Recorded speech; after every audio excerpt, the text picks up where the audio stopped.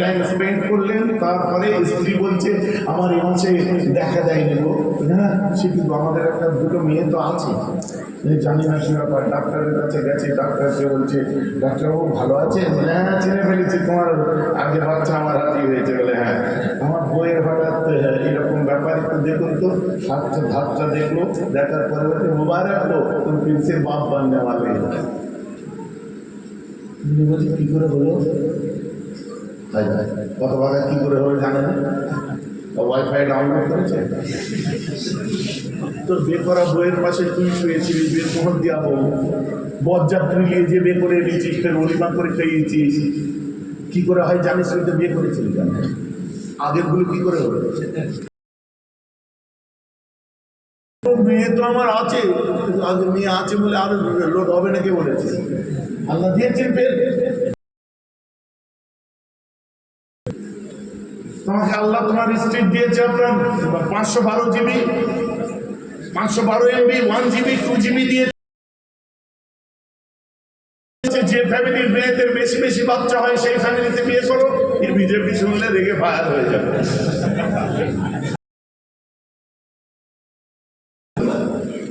অথচ আমাদেরই সব থেকে কম। খোঁজ নিয়ে দেখতে গেলে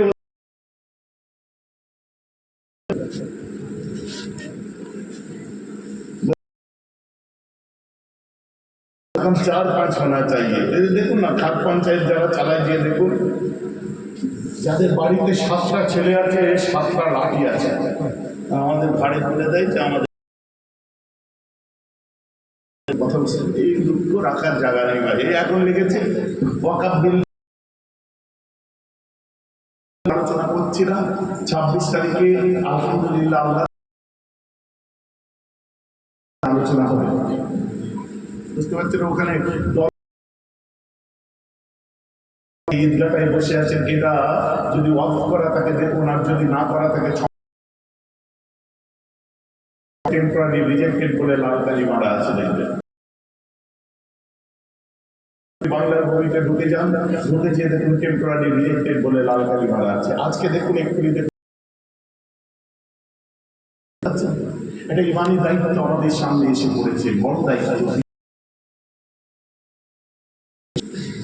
কালা কানুন যেটা পাস হয়েছে, এর বিরুদ্ধে মাসলাম চার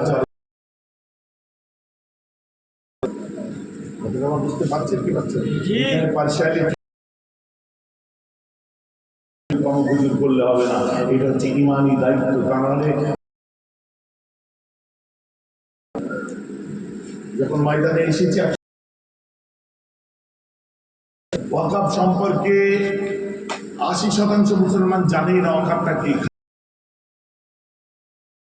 কথাই বলছে ওয়াকফ হচ্ছে আল্লাহর সম্পত্তি, আল্লাহর সম্পত্তি আল্লাহ আপনাদের দিয়ে রক্ষা করাবেন। এটা আপনার ইমানি দায়িত্ব, এটা আপনার ইবাদত। আপনার মসজিদ, আপনার মাদ্রাসা, আপনার খবর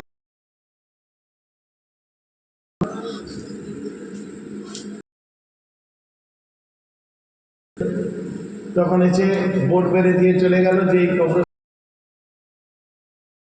গভর্নমেন্টের আপনার আওতার মধ্যে থাকবে। ওয়াকফের সঙ্গে গভর্নমেন্টের, মানুষের সঙ্গে তো নয়। ওয়াকফ ভার্সেস সরকারের কেস চলবে, চলো 100 বছর ধরে কবর। দেখেন না অনেক এমন পুকুর, এই যে কি বলে পাশেই জালালসি বলে একটা জায়গা আছে, একটা পুকুরে আপনারা শুনেছিলেন এক একটা মাছ উঠেছে কমসে কম 18 কেজি, 20 কেজি, 25 কেজি করে। কেন? ওই পুকুরটা ওয়াকফের কেস চলছিল প্রায় 20 বছর, 22 বছর ধরে বা 30 বছর ধরে কেস চলছিল। পুকুরে একটা ইট ঢিল পর্যন্ত মারতে পারেনি।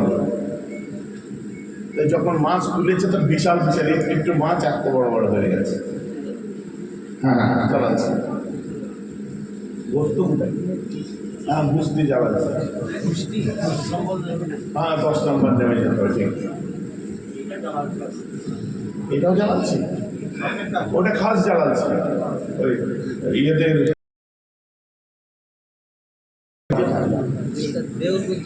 হ্যাঁ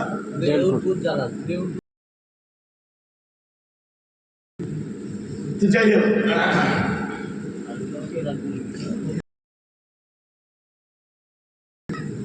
আবার তার নাতি আমার সাথে আছে, বুঝলেন?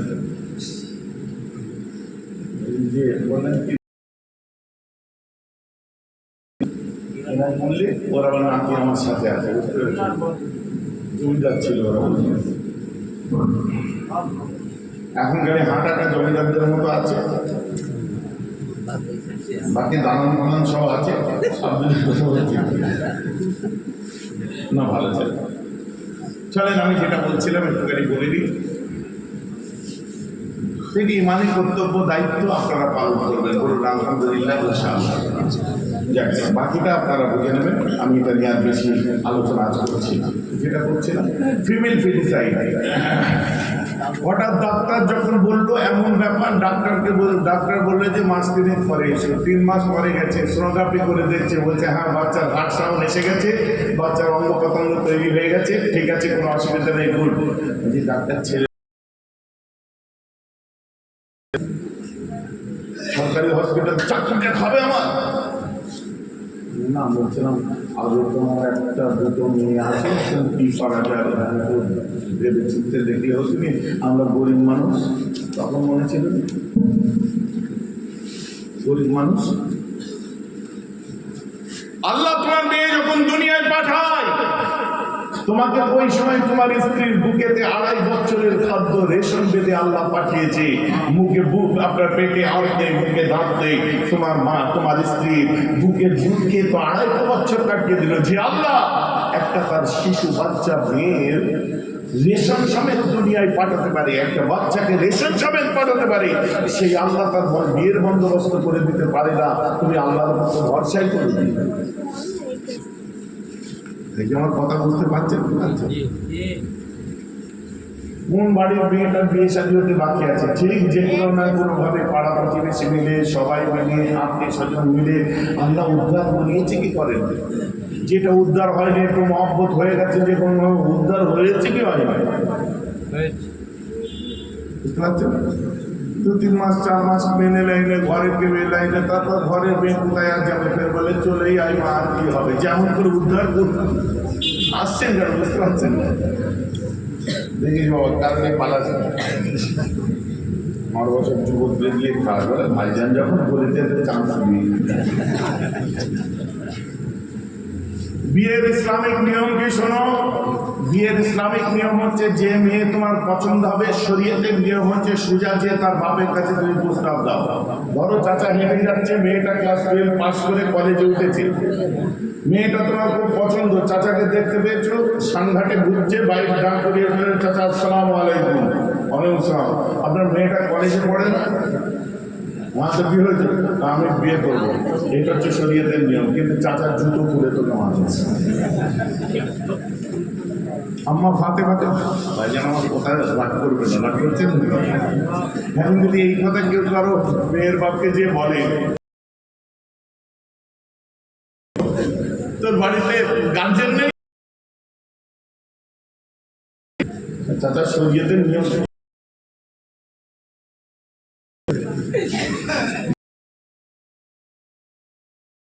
আবু হানিফার ফলোয়ার বলেন সুবহানাল্লাহ,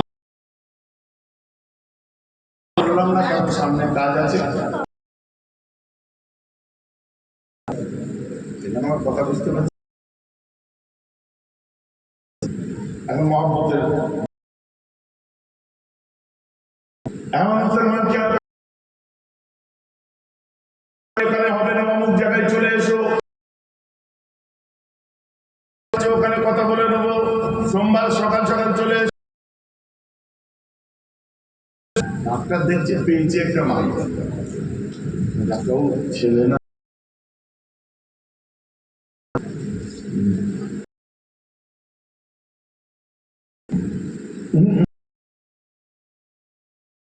$35 দিতে পারবে, 15,000 হবে না, পাগল।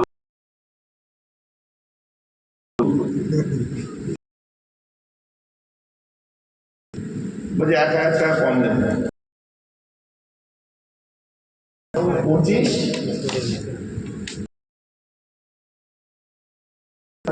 30,000 পারবে।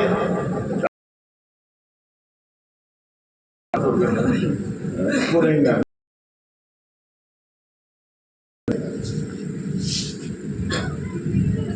কি করতে তোমরা তোমাদের সন্তানদের কত 3 মাস পার হয়ে গেছে, ওর তো রূহ এসে গেছে, ওদের রুহানি ক্ষমতা এসে গেছে, ওর তো রূহ আছে, ওর জান এসে গেছে, দিক দিক করছে, হার্ট সাউন্ড আসে, মানে রুহানি শুনতে পারে। আল্লাহ রূহকে তো শোনার তৌফিক দেয়, আর রূহের তো কোনোদিন মওত হয় না। সকাল সকাল চলে আসবে, 9টার মধ্যে আধা ঘন্টার একটা ওটি করবো, কাজ হয়ে যাবে। চলে এলো, বাড়ি যখন যাচ্ছে তখন পেটের মধ্যে থেকে বাচ্চার রুহ আওয়াজ হচ্ছে, আব্বা, ও আব্বা, আব্বা গো, আব্বা। ডাক্তারকে 30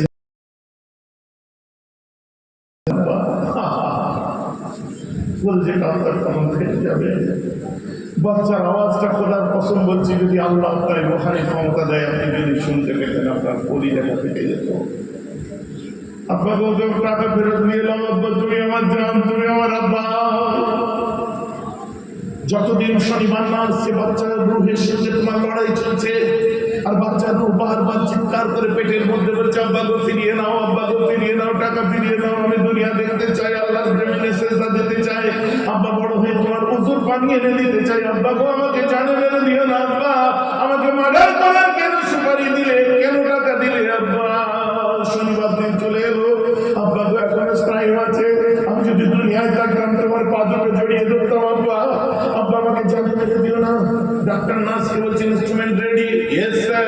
গ্লাভস পরে নিল, give the particular instrument and also hammer. Instrument দাও, হেমার দাও। হেমারের বাংলা ভাষা হাতুড়ি, ওই ইনস্ট্রুমেন্টটাকে বাংলায় বলে শিক। শরীরের মধ্যে যখন শিখতে ঢুকাচ্ছে, বাচ্চা চিল্লাচ্ছে, আব্বা গো দেখো কত মোটা শিখ ঢুকিয়েছে, আব্বা। হঠাৎ পায়ে যে আঘাত করেছে বাচ্চার, খুঁচে আব্বা আমার পায়ে এসে শিখটা ঢুকলো, ওদিক দিয়ে বেরিয়ে গেল, যন্ত্রণা হচ্ছে, আব্বা। এরপর কোমরে ঢুকিয়ে দিল, আব্বা আমার কোমরে শিখ ঢুকিয়েছে, পেট দিয়ে বেরিয়ে গেল, আব্বা আমার বুকে শিখ ঢুকিয়েছে, পিঠ দিয়ে বার হয়ে গেল, আব্বা আমার কপালে শিখ ঢুকিয়েছে, মাথার পিছন দিক দিয়ে বার হয়ে গেল। বারবার বাচ্চাটা ঠিক মারছে, চিৎকার করতে থাকে, বাচ্চা ওই সময় আওয়াজ দিতে থাকে, কাঁদতে থাকে। আর দুনিয়ার জমিনেতে আমাদের এমন কোনো ক্ষমতা নেই সেটাকে আমরা প্রতিরোধ করতে পারি। জীবনের সঙ্গে লড়াই করতে করতে মাসুম বাচ্চাটা এক সময় পারলো না, রুহানি ভাবে আওয়াজ দিল, আব্বা আলবিদা, আলবিদা, আব্বা চিরবিদায়। পারলে আব্বা মেরে দিতে, রুহের মত হয় না। ওই বাচ্চার রুহ আজও বলছে, আব্বা আমি তো মায়ের কোলে থাকতাম, আব্বা গো মায়ের বুকের দুধ খেতাম, আমি তো জমিনে কিছু দখল করতাম না, আমাকে অ্যাবর্শন করে দিলে, আমাকে নষ্ট করে দিলে, আমাকে মেরে দিলে, আব্বা এটা কিন্তু তুমি ঠিক করলেন না, আব্বা আমাকে কিভাবে কষ্ট দিয়ে যে মেরেছে জানো। এরপর স্থানটা হলো কোথায়? বাচ্চাটাকে বার করে ডাস্টবিনে ফেলে দিল, এরপরে বাইরে নিয়ে যে ওয়েস্টেজ ল্যান্ডে ওয়েস্টেজ এতে ফেলে দেওয়া হয়। সে সময় চিল কাওয়া ছিঁড়ে ছিঁড়ে খাই, বাচ্চা রূপ বলছে, আব্বা আমার জানা যাবে না, আব্বা সবাই বলে আমার জানাজা পড়বে না। আপনার বাচ্চা চিৎকার করে আপনাকে বলছে, আব্বা আমার জানাজা পড়বে না। না, অহংকার আমাদের জওয়ানের উপরে, আমরা পুরুষ মানুষ, আমার বাচ্চার কপালে অনেকে জানাজা হতে পারে, বাচ্চার কপালে কবরস্থানের মাটি দিতে পারেনি। চিল সকলে ছিঁড়ে ছিঁড়ে আমাদের বাচ্চাকে খেয়েছে। সুরার নবী, দয়ার নবী আমার বলতে, ওয়াজ আমার বুঝতে পারছেন। আর আমরা আন্দোলন করছি, অবশ্যই আন্দোলন হওয়া দরকার। তোমার হত্যাকাণ্ডের বিচার চাই, অমুক হত্যাকাণ্ডের বিচার চাই, সাবার মামলার বিচার চাই, বিলকিস বানুর বিচার চাই। তুমি তোমার নিজের বাচ্চাটাকে মারা করে দিয়েছ, কার কাছে বিচার সেটা? তাই যুবকেরা বিবাহ শাদী করবে, ভুল যেন না হয়ে যায়। আমার বুঝতে পারছেন, ভুল যেন না হয়ে যায়। বাচ্চা ভুল সারা জীবন বলবে, আব্বা আব্বা আমাকে বুকে কেন এমনি কি দোষ করেছিলাম, আব্বা। যখন বড় হয়ে বাচ্চারা পার হবে তখন মনে হবে আমার ওই বাচ্চাটা থাকলে বোধহয় ভালোই হতো। ঠিক কথা ঠিক বলছি না ভুল বলছি? আল্লাহ রাসূল বলছেন বুখারী শরীফ কিতাবুল ঈমান করুন, আল্লাহ রাসূল বলছেন লা তাকতুলু আওলাদাকুম, তোমরা তোমাদের সন্তানগুলোকে যেন মেরে দিও না। শপথ করে আমার কাছে বায়াত হও। তাই আমরা এগুলো শেখার জন্য ওই আউলিয়াদের হাতে বায়াত হই। এই বায়াত হওয়া হলো সুন্নতে নবাবী, আল্লাহ নবীর সাথে তাই আমরা হয়ে থাকি। এই বলে আমার বক্তব্য আপনাদের কাছে এখন আমি শেষ করলাম। কারণ আপনারা জানেন আমার এখানে সময় ছিল 12:30 পর্যন্ত। তারপরে আমার কাপড়িয়া, কারণ প্রতিদিন যেভাবে চলছে ওয়াকফ আন্দোলন, বুঝলেন,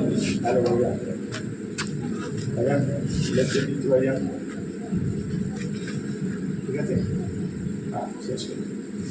এই ওয়াকফ আন্দোলন যেভাবে চলছে প্রতিদিন, তার মধ্যে আমার হুজুর পীর কেবলা তাশরীফ এনেছিলেন, তাদের দোয়া নিয়েছেন। তার জন্যে আমি একটু যাই, 1টার সময় সেখানে টাইম অলরেডি 1টা বাজে। এখন আমি জলসা শেষের দিকে যাচ্ছি।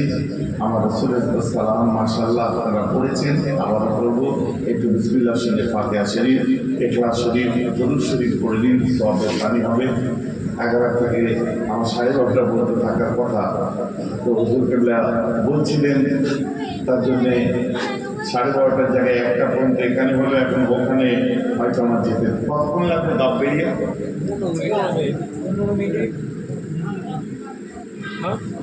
10-15 মিনিট লাগবে।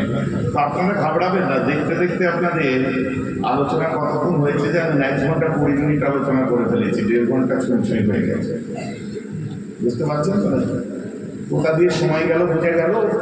আশিকদের টাইম এইভাবেই চলে যায়। যুবকগুলোকে জিজ্ঞেস করে যারা প্রেম করে, ফোনে ডেলি এক ওয়াজ, কোথা দিয়ে 4-5 ঘন্টা চলে যায় ওরা বুঝতে পারে না। শায়ের বলছে আশিকানে মাশিকান জিসি কিরামান কাতিবিনা হুম খবর নেই।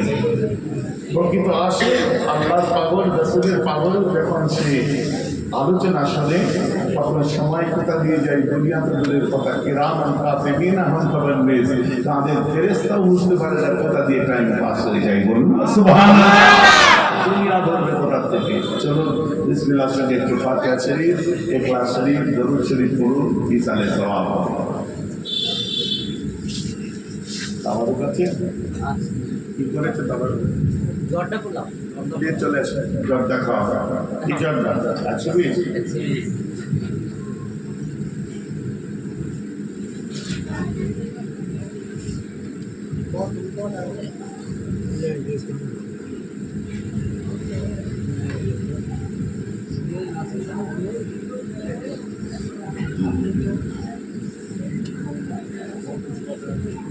শর্ট টাইম হলে আজকের আলোচনাটা জরুরি আলোচনা ছিল কিনা আপনারা বলেন? জরুরি ছিল কি ছিল না? অ্যাওয়ারনেস আমাদেরকে, আমরা হুজুর, আমাদের দায়িত্ব হচ্ছে অ্যাওয়ারনেস। মানুষকে এইসব, এই ওয়াজগুলো সুবহানাল্লাহর ওয়াজ নয়, এগুলো বাজার তৈরির ওয়াজ নয়।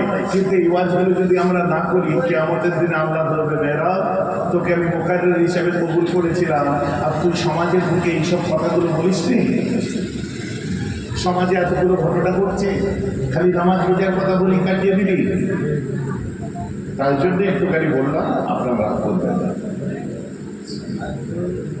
আলহামদুলিল্লাহ রাব্বিল আলামিন, আর-রাহমানির রহিম, ইয়্যাকা না'বুদু ওয়া ইয়্যাকা নাস্তাঈন, ইহদিনাস সিরাতাল মুস্তাকিম, সিরাতাল লাযীনা আন'আমতা আলাইহিম গায়রিল মাগদূবি আলাইহিম ওয়ালাদ-দাল্লিন। আলহামদুলিল্লাহি রাব্বিল আলামিন। يا رب وإياك نستعين اهدنا الصراط المستقيم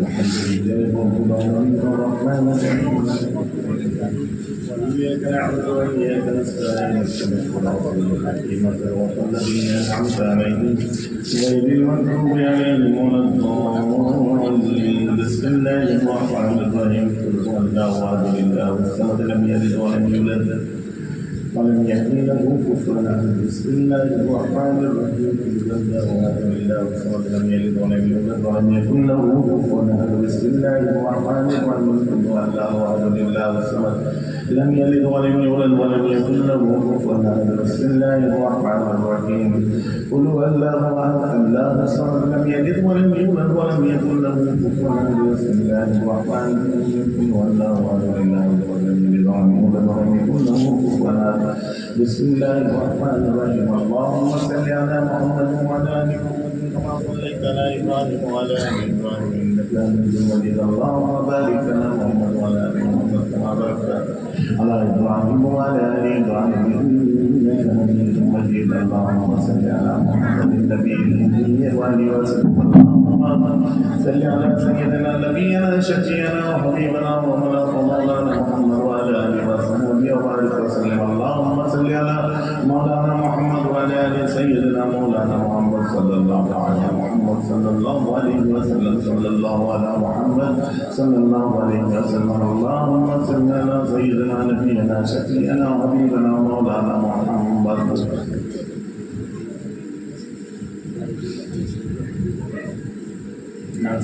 ওই তো কতজন যাবে সকালে মাশাআল্লাহ বলবেন না সবাই মাশাআল্লাহ বলবেন না কারণ যে মসজিদে কেবলাতাইনে নামাজ পড়ার সময় নিজের চোখে দেখে মসজিদে কুবা ফজরের পরে হেঁটে হেঁটে যাবে নবীজি ওয়াক করতে করতে ফজরের নামাজের পরে কুবায় যেতেন বুঝতে পেরেছেন মদিনার জমিনে যখন থাকবেন ওই যে আপনার কি মানে ইয়ের যে খাবার দাবার সব গ্রুপেতে একটু 19-20 হলে তখন মাথাটা গরম হয় কোনোভাবেই রাখবেন না কারণ জমিনটা মদিনার ওখানে রাখা চলবে না কারণ জীবনের সেরা কষ্টের ইবাদতই আপনারা যাচ্ছেন সবটা মেনে নেবেন কেন রাখতে বারণ করলাম বিশাল বাকি আছে রাজ সম্পর্কে বুঝলেন কারণ খুব কষ্ট হবে আপনারা বুঝে উঠতে পারবেন না 110 থেকে 120 কিলোমিটার আপনাদের হাঁটতে হবে আর কখন হেঁটে ফেলেছে নিজেরা বুঝে উঠতে পারবেন না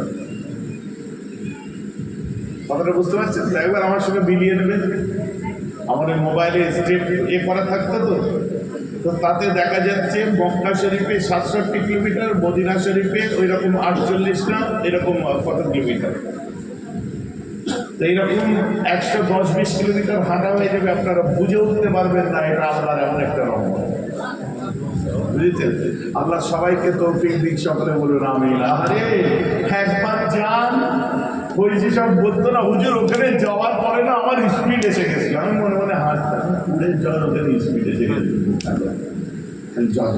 ও বাবা আমি যখন প্রথম যাই একদম পতাকা রাইড ওখানে যাওয়ার পর আমি এত অসুস্থ অবস্থায় গেছি আমি আপনার গাড়ি শহর গেলে বুঝতে পারবেন 5940 ফুট উঁচু পাহাড়ে উঠে গেছি আমি যদি বুঝতে পারি যে হাইকিং করতে করতে আমার ভাইয়েরা সব ছিল জুনায়েদ ছিল তারপর আরও সব ভাইয়েরা সবাই ছিল আমার এই চাচা জানের সাহেব দাদা আপনার মুত্তাকিম ছিল সব ভাই অনেক ভাইয়েরা ছিল ওরা তো আমাকে ছাড়ে না ওই ভাইজান একদম হার্ট লাস্ট দিন চলছে বুঝলেন ভাইজান আমরাও এক পা করে উঠবো আপনি যদি এক পা করে তাড়াহুড়ো করবেন না জোরে হাঁটবেন না এই করে আসর বাদে উঠেছি বুঝতে পেরেছেন আর ওখান থেকে নেমেছি ফজরের নামাজ পড়েছি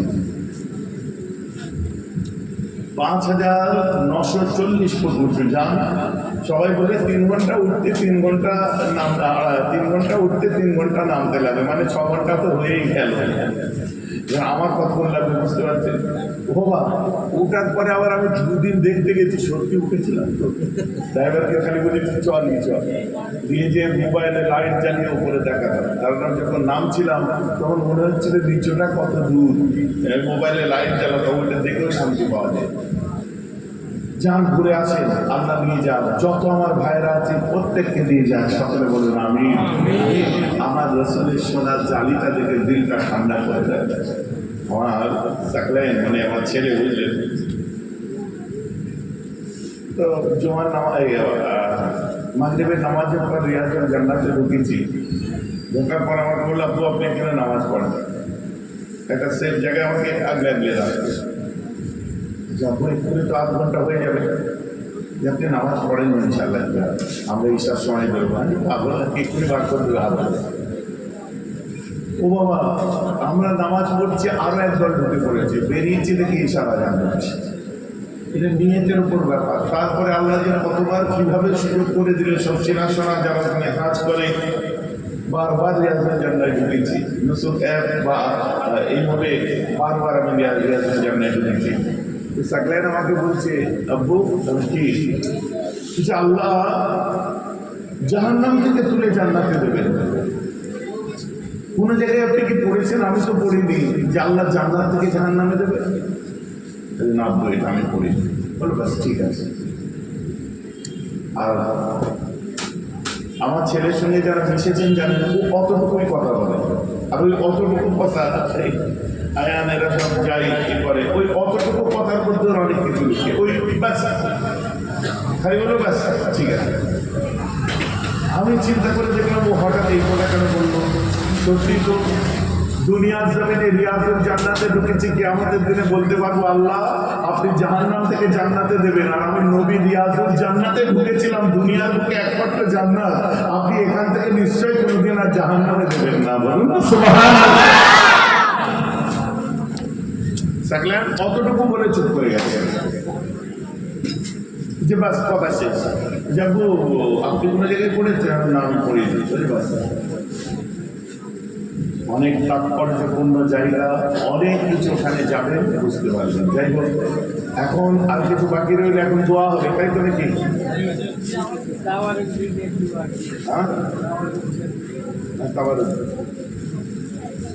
দোয়া করে দিই। তাবারুক দেওয়া বাকি আছে। চাচা যারা সালাম ক্যাম করেছে, আমরা সব শরীর হয়েছিলাম। এখন তারা আছে আমার, এখন আমি করছি। এটা ওয়াজিব নয়, ফরজ নয় যে প্রত্যেকবারে পড়তেই হবে, কিন্তু যারা এটাকে ইনকার করবে আলহামদুলিল্লাহ, এটা নাজায়েজ হারাম যদি বলে তো তার মেহরবানি আমার কিন্তু ফতোয়া তলওয়ার করে। বুঝতে পারছেন তো নাকি? অতএব লেট নয়, কিছু নয়, আসুন আমার রাসূলের উপর একটু আসুন একটু আমরা আল্লাহ দরবারে হাত করি। আল্লাহুম্মা আমিন। গুনাহগার সিয়াকার খাতাকার পাকিস্তান আল্লাহ, গুনাহে ভরা জীবন আপনি ছাড়া নেই কোনো মদদগার, ऐसा নফাস জবান কালামুল্লাহ শরীফে আল্লাহ 8টি খতম আছে আল্লাহ। এছাড়াও আল্লাহ বহু তেলাওয়াত, সূরা ইয়াসিন, সূরা রহমান, সূরা ওয়াকিয়া, সূরা হাদীদ, সূরা হাশর, সূরা মুলক, সূরা মুজাম্মিল, সূরা আয়াতুল কুরসি, আলিফলাম, সূরা বাকারা, আল্লাহ যে যা করেছি বলেছি করেছি আল্লাহ এই সওয়াব কি আল্লাহ। এছাড়াও দরুদ শরীফ, ফাতিহা, ইখলাস শরীফ যে যা করেছি আল্লাহ সওয়াব আমার নবী জীবন পাক করেছে। আদম থেকে ঈসা তামাম আম্বিয়াদের সাহবাত পাবেন। আইনা মুস্তাজিব चार इमाम, चार के नाम फिर से जरा हुआ है सवाल बहुत शेख से निजाम